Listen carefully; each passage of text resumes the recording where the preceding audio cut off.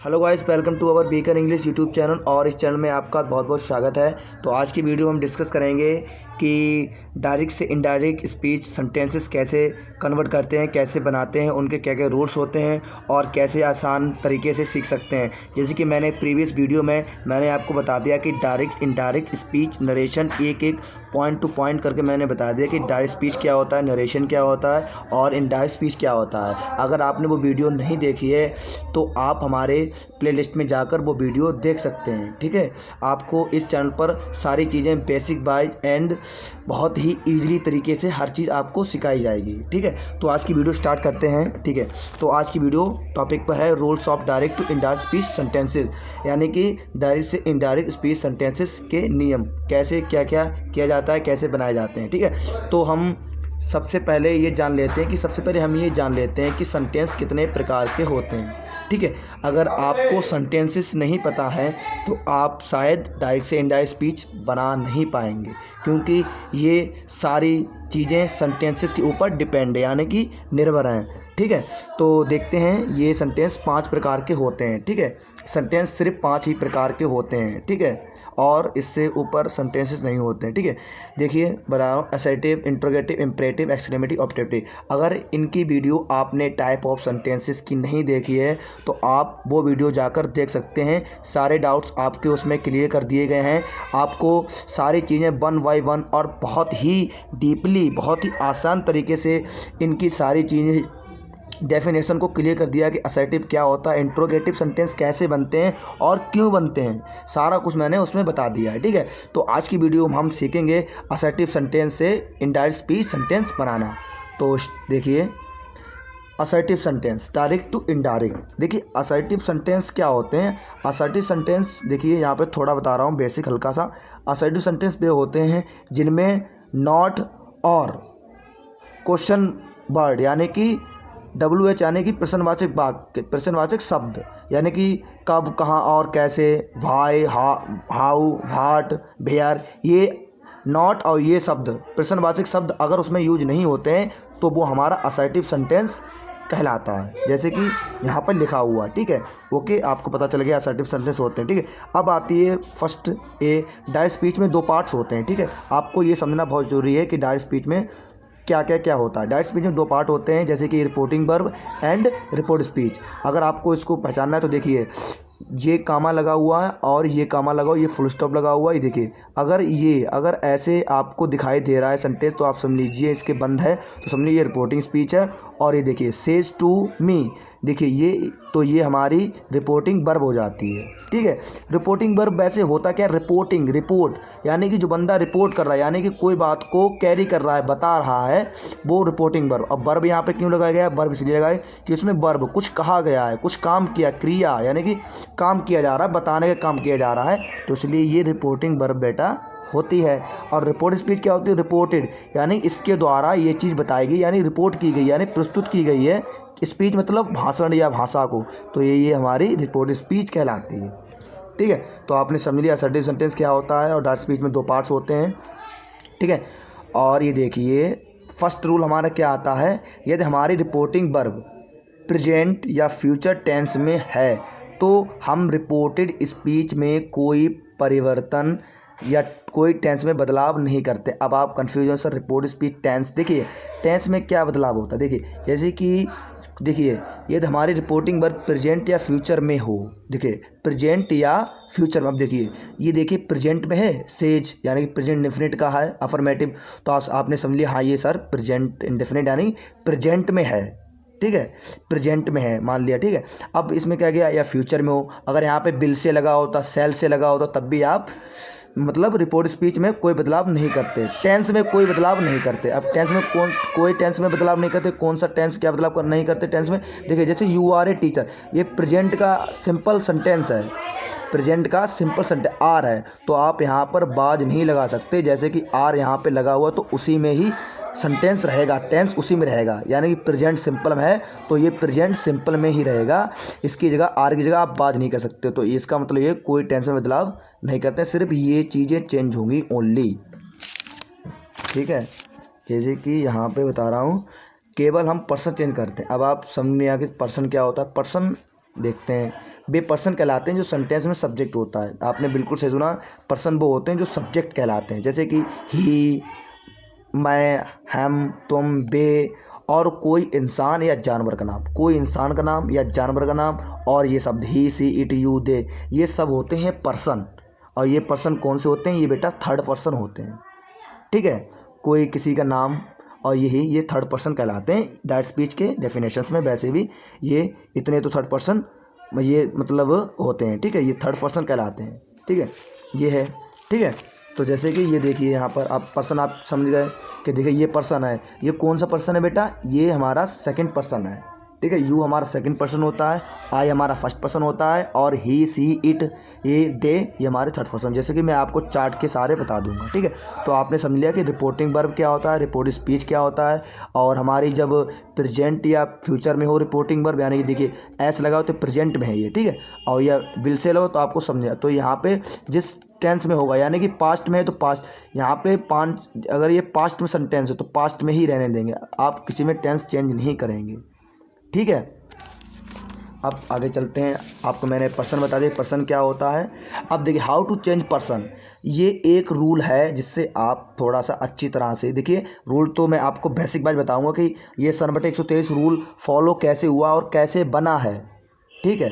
सन/123 यानी कि एस से सब्जेक्ट, ओ से ऑब्जेक्ट, एन से नो चेंजिंग, यानी कि फर्स्ट पर्सन के जो होते हैं वो सब्जेक्ट से चेंज होते हैं, सेकंड पर्सन के जो ऑब्जेक्ट से चेंज होते हैं, और थर्ड पर्सन के नो चेंज, यानी कि थर्ड पर्सन को चेंज नहीं किया जाता है। जैसे कि मैं एग्जाम्पल बता रहा हूँ आपको, देखिए राम सेज टू मी। अब देखिए यहाँ पे सेज टू मी यहाँ पे लगा हुआ है,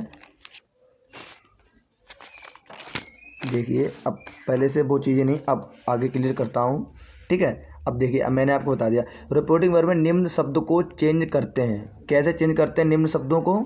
देखिए अगर रिपोर्टिंग वर्ब, जैसे कि मैं बता रहा हूँ, ये देखिए रिपोर्टिंग वर्ब, देखिए ये हमारी रिपोर्टिंग वर्ब है। देखिए ये सेज आया है, टेल्स आएगा, बिल से आएगा, सेज, टेल्स, क्योंकि हम अभी क्या क्या पढ़ रहे हैं, असर्टिव पढ़ रहे हैं, ठीक है। देखिए रिपोर्टिंग वर्ब में निम्न शब्दों को चेंज करते हैं, जैसे कि बिल से आया तो बिल से ही रहने देंगे, ठीक है। सेज आया तो सेज ही रहने देंगे। अगर सेज टू, यानी कि किसी इसमें सेज में अगर टू लगकर आ रहा है तो हम सेज को टेल्स में चेंज कर देंगे और टू को हटा देंगे, आपको ध्यान रखना होगा। टेल आएगा तो हम टेल का टेल ही रखे देंगे अगर, ठीक है। और सेज टू आए तो देखिए सेज टू आया तो सेज टू को हम टेल्स में चेंज, अगर टू लगा तो सेज को हम टेल्स कर देंगे, यानी सेल का सेल ही रहेगा, यानी इस प्रकार हम चेंज करते हैं, ठीक है। डी एक और है, कामा के स्थान पर दैट का प्रयोग करते हैं। अगर हम असर्टिव सेंटेंस बना रहे हैं डायरेक्ट से इनडायरेक्ट स्पीच करने में, और हमारा असर्टिव सेंटेंस है रिपोर्टिंग स्पीच, तो हम कामा की जगह पर दैट का यूज करते हैं। अब यहाँ पे नोट करने की बात मैंने आपको बताई है कि अगर रिपोर्टिंग स्पीच अफर्मेटिव है तभी इन रूल्स का प्रयोग किया जाएगा। जैसे कि मैंने आपको ऊपर मतलब रूल्स मैंने बताए हैं, तभी ये यूज होंगे, तब ये रिपोर्टिंग स्पीच अफर्मेटिव होगी। अफर्मेटिव मतलब ये रिपोर्ट स्पीच अफर्मेटिव में, अफर्मेटिव कैसे, ना तो इसमें नोट लगा है और ना तो उसमें क्वेश्चन मार्क लगा है और ना तो इसमें क्वेश्चन वर्ड यूज हुए, जैसे कि भाई, हाउ, व्हाट, वेयर, इसमें कुछ यूज हुआ है। एक सिंपल सेंटेंस, यानी कि एक अफर्मेटिव सेंटेंस है, ठीक है। आपने समझिए अफर्मेटिव असर्टिव सेंटेंस है, ठीक है, ये असर्टिव सेंटेंस है। इस प्रकार हम इन रूल्स को कैरी कर सकते हैं। तो अब हम आपको बता देते हैं चार्ट, यानी कि पर्सन चार्ट बहुत ही इंपॉर्टेंट है समझना, इसी से हम सीखेंगे बनाना सेंटेंस को। देखिए सन/123 फार्मूला लगाने का तरीका, ये सन/123 फार्मूला लगाने का तरीका क्या है, देखिए मैं बता रहा हूँ आपको। जैसे कि देखिए फर्स्ट पर्सन हमारे क्या होते हैं, आपको ध्यान करना पड़ेगा इन चीज़ों को, ठीक है, आपको कॉपी में नोट डाउन करके रखना पड़ेगा। आई हमारा फर्स्ट पर्सन है, और मी, सिर्फ हमारे दो फर्स्ट पर्सन होते हैं, मैं और हम, ये दो होते हैं। और आपने लिखा होगा ये मी, माई, माइन, माई सेल्फ क्या है, ये ऑब्जेक्ट। आई का अगर ऑब्जेक्टिव केस आप रखोगे तो मी होगा, पसेजिव एडजेक्टिव माई, पसेजिव प्रोनाउन माइन, और रिफ्लेक्सिव प्रोनाउन माई सेल्फ होता है। बेसिकली ये ज़्यादा यूज नहीं होते हैं, आपको ये झंझट में नहीं पढ़ना है, मैं आपको आसान तरीका बताऊंगा, सिर्फ आपको आसानी से बता दूंगा, ठीक है। जैसे कि अब ये फर्स्ट पर्सन आई, वी, और ये ऑब्जेक्टिव केस होते हैं, इसी के रूप होते हैं, इसके ही रूप होते हैं, ठीक है, ये वाले। अब ये सेकंड पर्सन सिर्फ आपका यू होता है, फर्स्ट पर्सन आई और बी और सेकंड पर्सन यू, यानी कि तुम, और थर्ड पर्सन क्या होते हैं, ही सी इट दे, ये चार आपको याद करने हैं। थर्ड पर्सन में ही सी इट दे, और कोई भी नाम इंसान का या जानवर का, जैसे कि राम श्याम घनश्याम, हाथी शेर चीता, ये कोई नाम हो वो भी थर्ड पर्सन होंगे। और ही सी इट दे ये थर्ड पर्सन होंगे। और ये देखिए ही का ऑब्जेक्टिव केस हिम, और पसेज एडजेक्टिव हिज हिमसेल्फ, ये इसके रूप हैं। ठीक है, मैं आपको बताता हूँ। अब देखिए ट्रिक क्या है आपकी, जैसे कि राम सेज टू अस, अब देखिए अस लगा, ये किसका, बी का ऑब्जेक्टिव केस है अस, यानी कि राम हमसे कहते हैं, यही तो लगा। ठीक है, यू आर ए जीनियस, तुम होशियार हो। ठीक है, अब देखिए यू हमारा आया है, क्या हमारा रूल कहता है, सन बटे 123, यानी कि अब यू हमारा क्या है, सेकंड पर्सन, तो यू एक 2 नंबर है, तो 2 नंबर को हम किससे चेंज करेंगे बेटा, ऑब्जेक्ट से, O4 यानी कि ऑब्जेक्ट से चेंज करेंगे। तो हमारा ऑब्जेक्ट बेटा क्या है यहाँ पर, अस। अब कन्फ्यूजन आ रही है कि यू को हम ऑब्जेक्ट से कैसे चेंज करें, क्या लगाएं, मैं आपको बता रहा हूँ।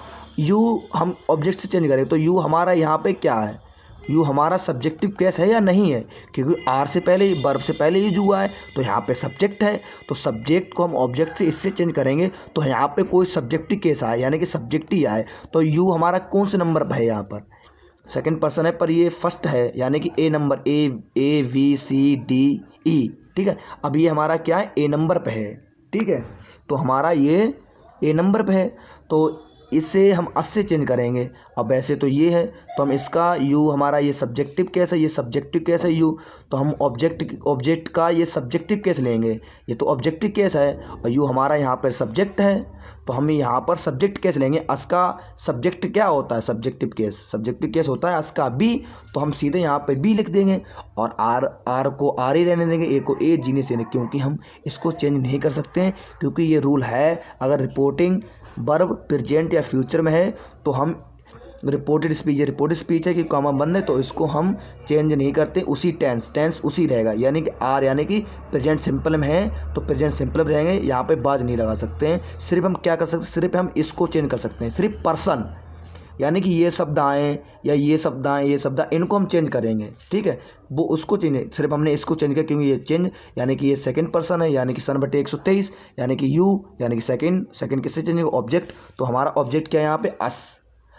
अब यहाँ पे अस है, अस का सब्जेक्टिव केस क्या होता है, अस को हम सब्जेक्ट लिखेंगे, अस को तो हम क्या लिखेंगे, अस का बी, तो हम बी लिख देंगे, क्योंकि यू हमारा सब्जेक्ट है, तो अस का हमारा सब्जेक्ट क्या होगा, बी, तो हम बी लिख देंगे। ठीक है, तो इस प्रकार हम और एग्जाम्पल देखते हैं, he says to me, he tells. अब देखिए सेज टू, देखिए यहाँ पे सेज टू आया, तो हमने बताया है पीछे, आप नोट कर लीजिए।